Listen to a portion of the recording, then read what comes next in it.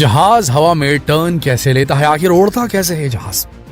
ये सवाल उठना बहुत लाजमी है कि हवा में उड़ता हुआ सैकड़ों टन वजनी हवाई जहाज आखिर कैसे अपने आप को हवा में ऊपर उड़ा ले जाता है और कैसे ये हवाई जहाज हवा में टर्न कर पाता है। भाई, हम अपनी एक छोटी सी साइकिल को भी हवा में नहीं उड़ा सकते, तो ये सैकड़ों टन वजनी हवाई जहाज हवा में उड़ता देखकर किसी को भी हैरानी तो होगी। भाई, कौन सा मैकेनिक्स, कौन सा साइंस लगा इसके पीछे?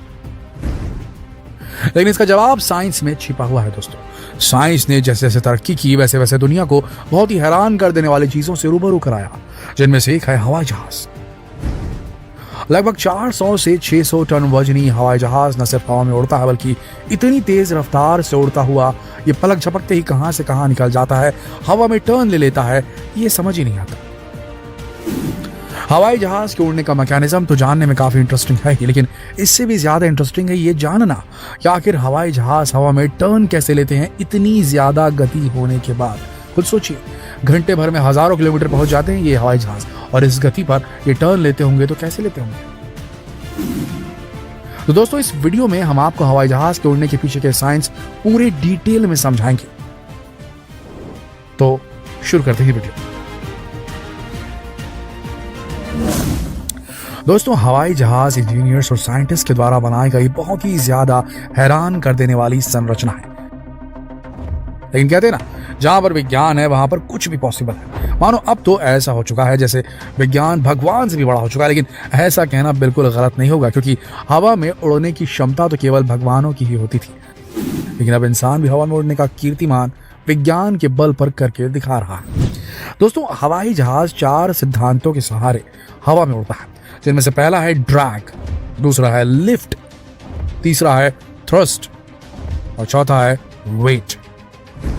अब आप सोचेंगे कि भाई, इन चारों में ऐसा क्या है जो इतने वजनी हवाई जहाज को हवा में लेकर उड़ता है? क्योंकि सुनने में तो ये चारों ही शब्द बिल्कुल एब्स्ट्रैक्ट लग रहे हैं, जिन्हें देखा नहीं जा सकता। तो फिर जो चीजें देखी नहीं जा सकती, उन चीजों के सहारे से हवाई जहाज हवा में कैसे उड़ जाता है? तो आइए इन चीजों को एक एक कर डिटेल में समझते हैं। सबसे पहले बात करते हैं हवाई जहाज के इंजन की। अगर आप सोच रहे हैं कि हवाई जहाज को हवा में उड़ाने का काम उसका इंजन करता है, तो जी नहीं। हवाई जहाज को उसका इंजन सिर्फ आगे बढ़ने के लिए फोर्स करता है, ना कि उसे हवा में ऊपर उड़ाने के लिए कोई शक्ति देता है। आपने देखा होगा, हवाई जहाज के दोनों ही साइड विंग्स में 2 बड़े बड़े इंजन लगे होते हैं। ये दोनों इंजन्स न्यूटन के 3rd लॉ ऑफ मोशन के सिद्धांत पर काम करते हैं, यानी सामने से आने वाली हवा को हवाई जहाज के ये दोनों इंजन अपने अंदर खींचते हैं और पूरी ताकत से उसे पीछे के रास्ते से बाहर निकाल देते हैं। इंजन के ऐसा करने से हवाई जहाज को आगे की ओर बढ़ने के लिए एक फोर्स मिलता है। इसको हम उदाहरण के सहारे से समझ सकते हैं।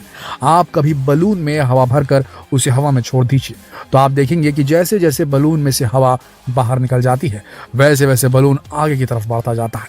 बिल्कुल यही मैकेनिज्म हवाई जहाज में लगे दोनों इंजन अपनाते हैं और हवाई जहाज को आगे बढ़ने के लिए गति प्रदान करते हैं। अब बात करते हैं ड्रैग फोर्स की। हवाई जहाज को उड़ने में ये कैसे मदद करता है, समझते हैं। ड्रैग फोर्स को समझने के लिए भी हम आपको एक बेहतरीन उदाहरण बताएंगे, जिससे आपको समझने में काफी आसानी होगी। आप में से कई लोग बस या ट्रेन में सफर करते होंगे। बस, ट्रेन या किसी दूसरे वाहन में सफर करते वक्त अगर आप अपना हाथ बाहर निकालेंगे, तो सामने से आ रही हवा के प्रेशर से आपका हाथ पीछे की ओर धकेला जाएगा। सामने से आ रही वही हवा बस या ट्रेन को भी आगे बढ़ने में थोड़ी रुकावट पैदा करती है। लेकिन अगर आप सोचिए कि वही बस अगर 1000 किलोमीटर प्रति घंटे की रफ्तार से दौड़े, तो क्या होगा? ऐसा करने से सामने से आ रही हवा से हो रहे घर्षण, फ्रिक्शन के कारण उस बस में आग भी लग सकती है। यह बिल्कुल ऐसा ही है जैसे कोई टूटता तारा आसमान से गिरता है, तो हजारों किलोमीटर प्रति घंटे की रफ्तार से नीचे की ओर जाते जाते उस तारे में आग लग जाती है और वो आग का गोला बन जाता है। अब सवाल उठता है कि अगर स्पीड में चलने से ड्रैग फोर्स के कारण उस वाहन में आग लग जाती है, तो फिर हवाई जहाज में आग क्यों नहीं लगती? दरअसल हवाई जहाज का शेप कुछ इस प्रकार का होता है, जो हवा के ड्रैग फोर्स को चीरता हुआ आगे बढ़ता है। हवाई जहाज के शेप को एरोडायनामिक शेप कहा जाता है, जिसके सहारे से हवाई जहाज ड्रैग फोर्स को चीरता हुआ आगे तेज गति से बढ़ता है। अब आप सोच रहे होंगे कि ड्रैग फोर्स के उल्टा इतनी स्पीड से हवाई जहाज चलने पर उसमें आग लगने का खतरा रहता है, तो फिर हवाई जहाज को धीमी गति से क्यों नहीं चला जाता? तो आइए इसका भी जवाब दे देते हैं आपको। हवाई जहाज के उड़ने के पीछे जो 4 सिद्धांत है उसमें तीसरा और चौथा है लिफ्ट और वेट। हवाई जहाज को हवा में बनाए रखने के लिए हवाई जहाज का लिफ्ट फोर्स उसके वेट फोर्स से ज्यादा होना चाहिए। ऐसे में हवाई जहाज के लिफ्ट फोर्स को वेट फोर्स से ज्यादा बनाए रखने के लिए काम आते हैं उसके विंग्स और उसकी टेल। हवाई जहाज के दोनों विंग्स अपनी जगह पर फिक्स नहीं होते, बल्कि ये फ्लूइड मैकेनिक्स के आधार पर बनाए जाते हैं। इसका मतलब है कि जरूरत के हिसाब से हवाई जहाज के विंग्स अपने आप को एडजस्ट करते हैं। हवाई जहाज के दोनों विंग्स में पीछे की तरफ मूविंग पार्ट्स जोड़े जाते हैं जो जरूरत के हिसाब से ऊपर नीचे होते रहते हैं, और इन्हीं मूविंग पार्ट्स की वजह से लिफ्ट फोर्स को वेट फोर्स के हिसाब से एडजस्ट किया जाता है। इस पूरे मैकेनिज्म को एयर फॉल मैकेनिज्म बोला जाता है। इसमें होता यूं है कि हवाई जहाज के विंग के सामने वाले हिस्से पर एक स्लिट लगा हुआ होता है और पीछे वाले हिस्से में एक फ्लैप लगा होता है। बता दे कि जब हवाई जहाज टेक ऑफ करता है, हवाई जहाज के विंग्स के पीछे लगा हुआ फ्लैप नीचे की ओर दबा दिया जाता है, जिसके कारण सामने से आता हुआ ड्रैग फोर्स नीचे दबता जाता है और विंग्स के ऊपर से आने वाला फोर्स कम हो जाता है, जिसके कारण हवाई जहाज के विंग्स ड्रैग फोर्स के सहारे से लिफ्ट फोर्स को बढ़ा लेते हैं और हवाई जहाज ऊपर की दिशा में मूव करने लग जाता है। इसके साथ ही हवाई जहाज की टेल में भी 2 विंग्स होते हैं जिन्हें एलिवेटर बोला जाता है। ये एलिवेटर भी अपने आप को जरूरत के हिसाब से एडजस्ट करते रहते हैं। हवाई जहाज के एलिवेटर का काम होता है उस पर लगने वाले वर्टिकल फोर्स को एडजस्ट करना।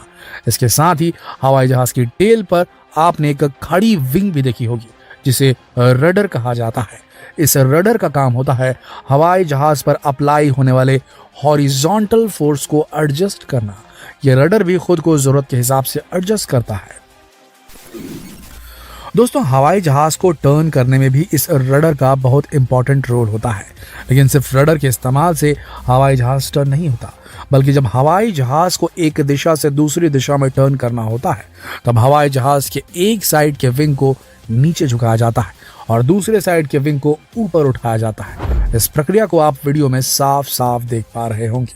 अगर सिर्फ रडर को एडजस्ट करके ही हवाई जहाज टर्न किया जाता तो हवाई जहाज में बैठे हुए सभी लोग उल्टी दिशा में धकेले जाते, लेकिन रडर के एडजस्टमेंट के साथ साथ हवाई जहाज के दोनों विंग्स को भी ऊपर नीचे किया जाता है, जिसके कारण हवाई जहाज टर्न होते समय अपना संतुलन बनाए रखता है।